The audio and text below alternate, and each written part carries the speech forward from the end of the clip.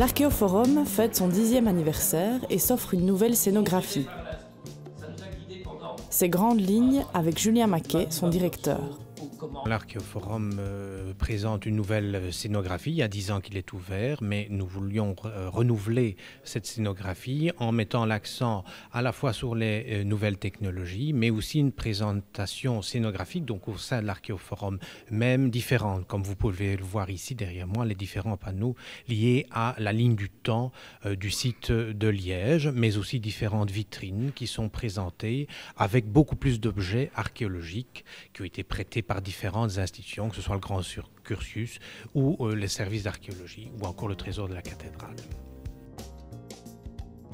Le maniement de l'iPad est accessible à tous. L'usage est aussi prévu pour les familles.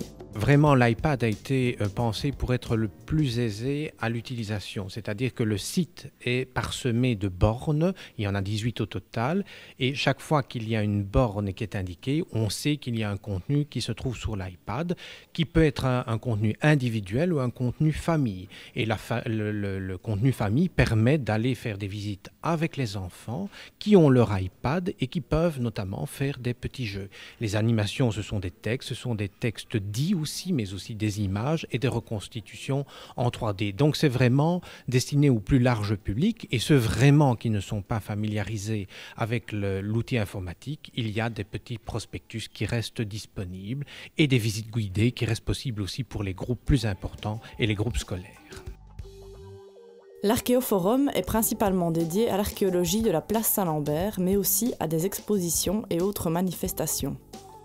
Indépendamment donc des visites qui s'appuient essentiellement maintenant pour les individuels sur des iPads, il y a toujours la possibilité d'organiser différentes manifestations culturelles. Toute l'infrastructure est désormais disponible dans la salle principale, la salle Paul l'Ouest, mais il y a aussi la possibilité évidemment d'organiser des expositions avec des conditions de conservation qui sont tout à fait adéquates, puisque nous avons commandé un ensemble de vitrines climatisées. Pour tout renseignement, un site et un numéro de téléphone.